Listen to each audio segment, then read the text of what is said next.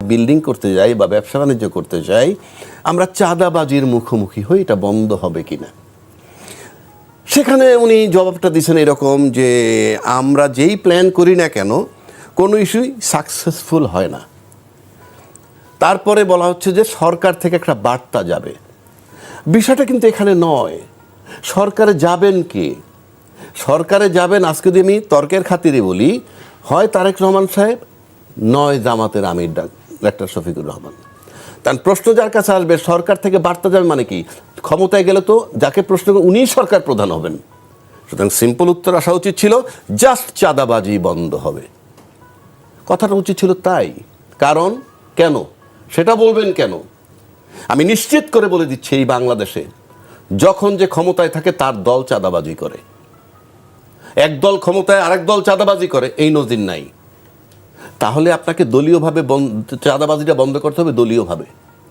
পরিষ্কার যে এই দল চাঁদাবাজি সমর্থন করে না এবং বন্ধ করে। এক।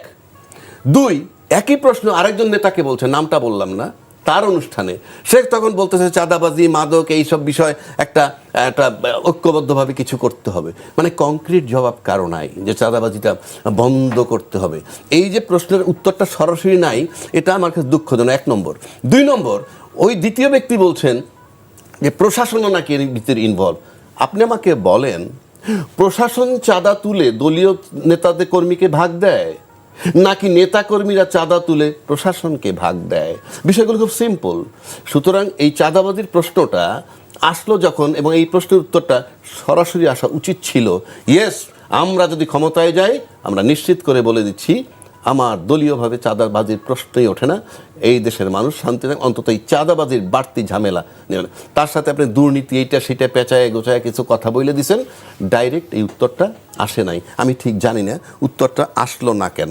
তৃতীয় কথা হচ্ছে, আমরা এখন এই মুহূর্তে কি চাই? যেমন ধরুন ফ্যামিলি কার্ড দিবেন আপনি, 2,500 টাকা করে বাজেট, আপনি 4 কোটি কার্ড করবেন, কত টাকা লাগবে? সেই টাকাটার পরিষ্কার কংক্রিট আসতে হবে, আমরা টাকাটা পাবো কোত্থেকে? ফর আওয়ার স্যাটিসফ্যাকশন, যে ইয়েস এই খাত থেকে টাকা উনি আনতে পারবেন। তারপরে অর্থনীতি, আমাদের ভঙ্গুর অর্থনীতি, যা কিছু হয়েছে ইউনূস সাহেব আসার পর যতটুকু হয়েছে, এটা রিকভার কিভাবে করব? বিদেশে পাচার হওয়ার টাকা উদ্ধার করব কিনা? উন্নয়নের নামে যে কথাটা হয়েছে সেটা খুব কম লোকে ব্যবহার করে, এরকম কথা বলা হচ্ছে। এটা কিন্তু মেইন কথা না। মেইন কথা তো উন্নয়নের নামে যে দুর্নীতিটা হয়েছে, সেই দুর্নীতির বিচারটা করা হবে কিনা। কেউ কেউ বলছেন দায়িত্বশীল নেতা যে গত 16 বছরে অনেক লুট হয়েছে, অনেক সম্পদ লুট হয়েছে। এটা তো একটা সিম্পল কথা, লুট হয়েছে। ওটা মাসুদ কামাল বলে, রাজ্জাকি বলে, আপনি বলেন, XYZ সবাই বলে। তার পরের লাইনগুলা কোথায়? এই যে লুট হয়েছে সেটার জন্য বিচার হবে। এই লুট করে যে টাকা বাইরে পাচার করে থাকে সেটা ফেরত আনা হবে। We want that commitment. আমরা কিন্তু সেটা পাচ্ছি না সম্ভাব্য যারা ক্ষমতায় যাবেন তাদের কাছ থেকে। আমরা জাজমেন্ট দিবেন। আপনি যদি একটা জিনিস লক্ষ্য করেন, আপনি কতগুলো জিনিস দেখেন, অস্বীকার করার উপায় নাই। আমরা হয়তো তর্কের খাতিরে বলি, এবং আমাদের সবচেয়ে বড় ইন্টারেস্টিং ব্যাপারটা হচ্ছে এই যে মিডিয়া, আমলা, এবং আপনি যদি ধরেন কর্পোরেট বলতে আমি বড় ব্যবসায়ীদেরকে বলছি, এই 3টে স্টেক হোল্ডার কিন্তু একটা মারাত্মক ব্যাপার বাংলাদেশে। এই 3টে স্টেক হোল্ডার যাকে ফেভার করে, এই 3টে স্টেক হোল্ডারের চাবিকাঠি হয় মানে রাজনীতিবিদদের কিন্তু নিজস্ব কোনো সে নাই। কেন আমি বলি, আমি অন্য দলের কথা বলবো না, যে 2টা দল ক্ষমতায় ছিল বাই রোটেশন, তাদের মধ্যে 85% লোক বেকার। 85% লোক যখন বেকার হয় তখন তারা চলে কিভাবে? সেই বিতর্কে আমি যাচ্ছি না, সেই আলোচনায় যাচ্ছি না। আবার দেখেন, যেই মিডিয়া শেখ হাসিনা যতদিন ছিল 5ই আগস্টের পূর্ব পর্যন্ত, বেগম খালেদা জিয়া বলেন, জিয়া বলেন, তারেক রহমান বলেন, এমন কোনো ন্যাক্কারজনক বিষয় নাই তাদের সম্পর্কে লেখে নাই। আজকে আবার তাদের সম্পর্কে জাস্ট রিভার্স তারা হয়ে গেছে। যেটা শফিক রহমান কয়েকদিন আগে বলছে যে এই যে দ্বিচারিতা, এই যে বৈশিষ্ট্য, এই যে উল্টায় যাওয়ার পর রাজনীতিবিদরা সেটাকে লুফে নেয়, তার মানে রাজনীতিবিদদের কোনো সে নাই। ওই 3টে স্টেক হোল্ডারের কাছে রাজনীতিবিদরা জিম্মি। সুতরাং এটা একটা কঠিন জায়গা। কেন বলছি কথাটা? 1971 সালের যুদ্ধ অপরাধী, একে নিয়ে কিন্তু আওয়ামী লীগ আন্দোলন করছে এই মাঠে। এরশাদের বিরুদ্ধে যখন আন্দোলন করেন তখন এদেরকে সাথে নিয়ে আন্দোলন করছে। তো স্বাধীনতা বিরোধী লোক নিয়ে যদি আপনি আন্দোলন করতে পারেন এরশাদের বিরুদ্ধে, সে তো স্বাধীনতা বিরোধী শক্তি ছিল না। এরশাদ, কথার কথা বলছি আমি, আন্দোলনের সময় তারা লাগছে। আবার কোনো দল তারা ক্ষমতায় নিয়ে মন্ত্রী পর্যন্ত বানাইছেন। আপনি এখন তার বিরুদ্ধে জিহাদ ঘোষণা করলে এটা কি গ্রহণযোগ্য? এটা কি মানুষ দেখে না? আমি বলছি আপনি এখন গন্ধ পাইলে হবে না, তো আপনি তো মন্ত্রী বানাইছিলেন। তো এই যে বিষয়গুলা, এটা আমি এটাও বাদ দিলাম। তারপর আসেন আপনি একাধিক নাগরিকত্ব নেওয়ার যে ফর্ম ফিল আপ করার জায়গাটা গ্যাপটা পূরণ করে নাই, বহু নমিনেশন পেপার, প্লাস ঋণ খেলাপি। ঋণ খেলাপি মানে কীরকম? এমন যদি হইতো 50,000, 1 লাখ, 2 লাখ টাকা ঋণ টান, হাজার হাজার কোটি, 600 কোটি টাকা, মানে ঋণের পুকুর নিয়ে এমপি হইতে যাচ্ছে। আপনি নিশ্চিত থাকেন 5 বছর যদি থেকে ওই পুকুরটা ভরাট কইরা মহাসাগর বানাবে। না, পুকুরটা ভরাট করে ফেলবে, ওই ঋণের পুকুরটা ভরাট করে অনেক উঁচু করে ফেলবে। তা আপনি একটা রাষ্ট্র যখন নীরব দর্শকের ভূমিকায় বৈশাখ, দলই বা কীভাবে নমিনেশন দিল? তার মানে ইট ইজ অ্যালাউড যে আসো তারপরে করবো। তা না হলে আপনি আমাকে বলেন, আপনি ঋণ খেলাপিকে নমিনেশন কেন দিবেন? ডাবল নাগরিকত্ব যার, ডাবল নাগরিকত্ব মানে তার any time he can live, কোনো কিচ্ছু লাগবে না, আপনি রাত্রেবেলা চলে গেলাম, জাস্ট টিকিট পেলেই হবে। টিকিট কোনো বিষয় না, টিকিট আপনি কিনবেন, এক্সপায়ার হলে কিচ্ছু আসা যায় না এদের।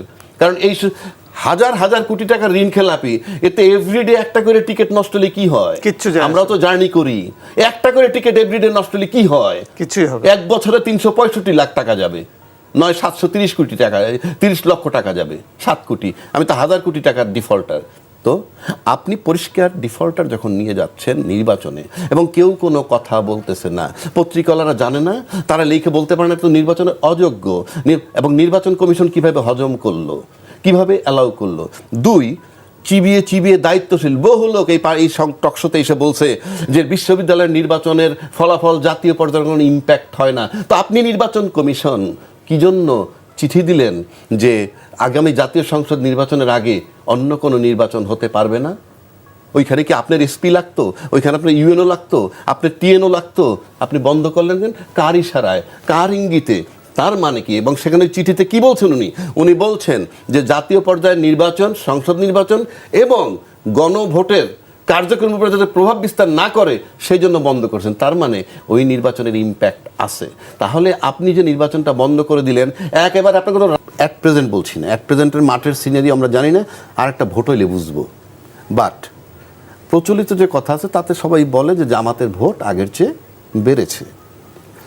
ভোট বাড়া এক জিনিস, আর তাদের দলে লোক যোগ দেওয়া আর এক জিনিস। জামাত সিভিল মিলিটারি বলতে পারেন, রেজিমেন্টেড, সিস্টেম ফলো করে। এখন সিস্টেম ফলো করলে কতক্ষণ ব্যত্যয় হতে পারে? এই যাকে বললেন যে আটকায় রাখছে যে তুমি উইথড্র করো না, মানে এটা একটা ব্যতিক্রম। তার মানে এখানেও যে অ্যাবসোলিউট একটা নিয়ম কানুন আছে তা না, কিছু ব্যত্যয় ঘটতেছে বা ঘটতে পারে। এখন জামাতের যাদেরকে জোটে নিছে, ইন্টারেস্টিং ব্যাপার আছে এখানে একটা। আপনি বিএনপি জোট একটা, জামাত জোট একটা।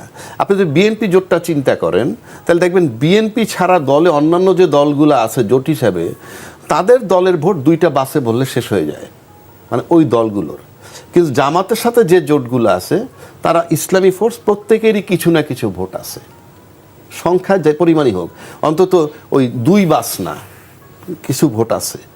সেই দিক থেকে বিবেচনা করলে যে জামাত এর ভোট কিছু বাড়ছে, তা এর ফলে তার জোটে যারা আছে তাদেরকে একটু গুরুত্ব তাদের দিতে হয়, কারণ আমি যেহেতু জোট বানাইছি। আর তৃতীয় বিষয় হলো জামাতের যে ভোটটা বাড়ছে সেটা হইলো এই যে অন্য দলের প্রতি বিরূপ মনোভাব নিয়ে যদি তারে ভোট দেয়, অর্থাৎ তার ভোট তো ফিক্সড, সে বাড়তি ভোট পাইলে বিরূপ মানে প্রতিক্রিয়ার একটা ভোট ওখানে হতে পারে, এবং সেটার সম্ভাবনা যে নাই তা না। কেন আছে আমি বলি সেটা। আপনি যদি 2024-এর 5ই আগস্টের পরের সিনারিওটা, তরুণ ভোটার আছে 4.5 কোটি, 4.5 কোটি তরুণ ভোটারের ভিতরে আমি 50 লাখ বাদ দিয়ে দিলাম, আমি ধরে নিলাম আওয়ামী লীগেরও আছে এর ভিতরে কিছু 50 লাখ। বাকি 4 কোটি যে ভোটার, তারা কিন্তু আওয়ামী লীগ বাদে কাউকে দেখে নাই ক্ষমতায়, বিরোধী দল হিসাবে এদেরকে অ্যাক্টিভ পায় নাই এই জামাত আর বিএনপিকে। কিন্তু 5 আগস্টের পরে তাদের অ্যাকশনটা দেখছে যে এই 2টা দল কি করছে। তাহলে এই তরুণ ভোটার, তাদের কাছে তাজা ঘটনা হলো 24-এর ঘটনা, 24-এর জুলাই চেতনা। আর 71-এর যে চেতনা, 71 আমার মূল শক্তি, ওখান থেকে আমি দেশ পেয়েছি, তারপরে আমি সেখান থেকে স্বৈরাচার সরাইছি। এটা হলো স্বৈরাচার সরাইছে কারা? 2024-এ। সুতরাং 2024-এ যে স্বৈরাচারটা সরাইছে, সেই স্বৈরাচার যদি থাকতো এখনো ক্ষমতায়, তাহলে 26-এর ফেব্রুয়ারিতে নির্বাচন পাইতো না, যারা আজকে নির্বাচন করে ক্ষমতায় যাওয়ার স্বপ্ন দেখে। 29 নির্বাচনে পরিষ্কার। ছিল। সুতরাং এদের কাছে কঠিন ঋণী তারা, মানুক আর নাই মানুক। আপনি 26-এর ফেব্রুয়ারিতে নির্বাচন পাইছেন এই এনসিপি যারা বানাইছে ছাত্র, তাদের মাধ্যমে। দায়িত্বশীল দল বলছে আমরা এগুলোর ভিতরে নাই, আবার সময়ের ব্যবধানে বলছে আমরা আন্দোলন করেছি। যদি আন্দোলন করেই থাকেন, তাহলে এনসিপি যখন আওয়ামী লীগের শত্রু, তখন এনসিপি তো সব দলের বন্ধু হওয়ার কথা, সব দলের বন্ধু তারা হয়নি। সুতরাং এই 4 কোটি ভোটার কিন্তু ওই অ্যাক্টিভিটিস দেখছে।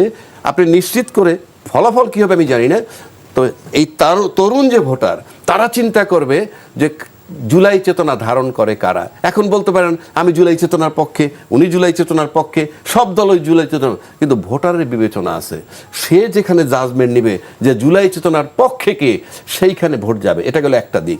সেকেন্ড দিক আরেকটা মারাত্মক, যে দলে যেই থাকুক না কেন, আমি যে দলটা ফলো করি, মনে করেন ফর এক্সাম্পল, কিন্তু আমার ছেলে একটা মারা গেছে আন্দোলনে, আমি যদি দেখি আমার এই দল এখন ওই কি বলে ফ্যাসিস্ট সরকারের দিকে টানে কিছুটা, আমি এই দলে বিলং করলেও মুখে কিছু বলবো না, ভোট তাকে দিব না। কারণ আমার সন্তান গেছে, সেটার ব্যথাটা আমি বুঝি, আমার দল বুঝবে না।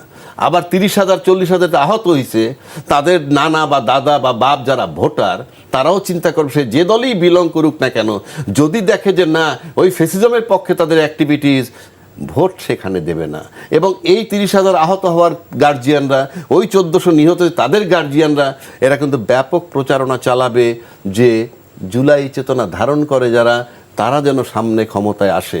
সেক্ষেত্রে ভোট যদি কিঞ্চিত না, আমি 40-50%ও যদি সুন্দর হয়, আপনি নিশ্চিত থাকেন লড়াই হবে হাড্ডাহাড্ডি, কোনো ডাউট নাই। জি।